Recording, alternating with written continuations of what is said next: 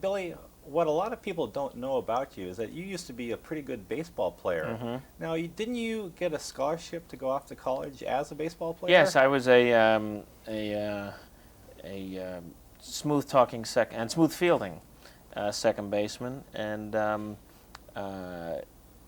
got dumped on a double play my freshman year. And as I was falling to the ground, I saw a sign on the left field fence at the school that said auditions today, and I said, well, maybe I should do that.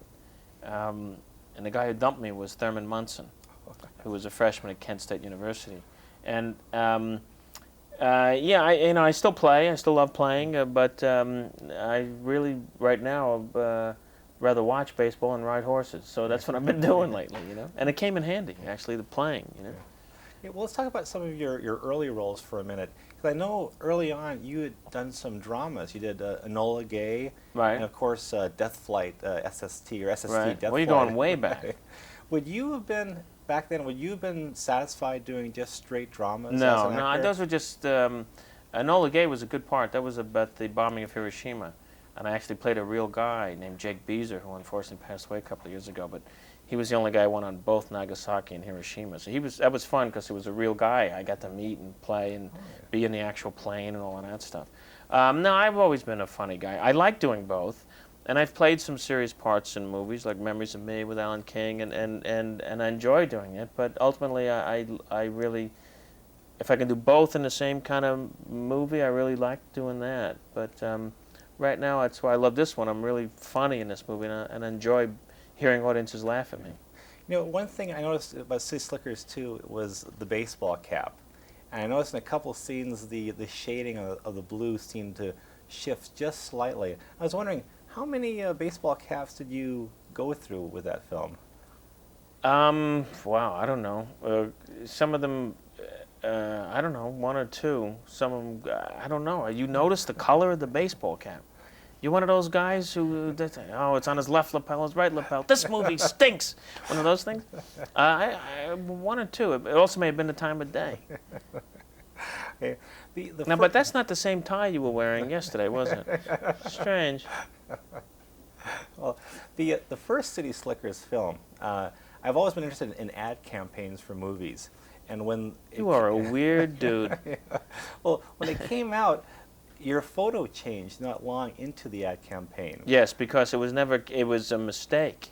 Oh. The poster was a mistake. It was sent to the printers before it was approved. Oh. And I had a nose like Fagin, and it was then changed because it just wasn't the right artwork. It was just the guy. They were hand painted. I wanted posters that looked like 40s movies. Yeah. As this new one is, and I always loved that style of poster, and that's why we changed it. No, But how fascinating that you would notice this minutia. That's what I paid you for. Well, when City Slickers opened in foreign markets, What was I wearing? well, movies undergo title changes quite often when they go to different markets. Yeah, it's ridiculous. Now, what kind of variations did City Slickers do in foreign countries? City Slickers 1 in France was called Life, Love, and Cows. Would you go to see a movie called Life, Love, and Cows?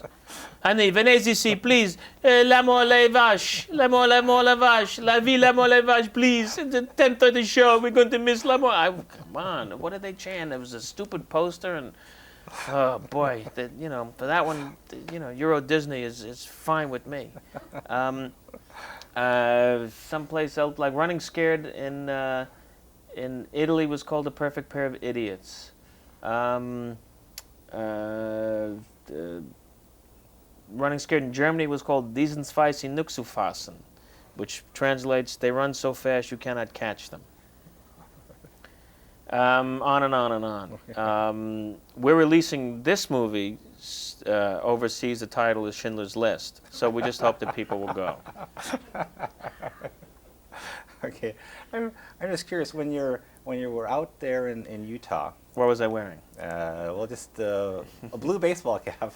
But when you were out there, I flew over that area not too long ago on an airplane flight. Right, it's beautiful. And it just struck me, and all the movie history that was there. Yeah. What sense of movie heritage did you feel when you were out there? Did you run into a lot of people who had worked on previous films out there, or townspeople, that type of thing? We ran into people who had seen other people work there. There was a Stuntman's Hall of Fame, actually, where we would watch dailies every night. They set it up as a little movie theater, and then you'd see, I swear to God, it was like Baseball Hall of Fame, but they'd have the hip pads of somebody and the elbow pads of the guy who took a fall, and that's true. The fake blood of this guy, the scabs of that kind of stuff. Really, we crossed the Colorado River in the movie at a low point in the river and in the movie, and John Wayne crossed it, I believe, in Rio Bravo, I think was the movie, or Rio Grande, I don't know, something like that, at that same point. But we shot in places that no one has shot in this movie, and so that was exciting to do. But you feel the ghosts of the West all around you. It's a pretty exciting place to be.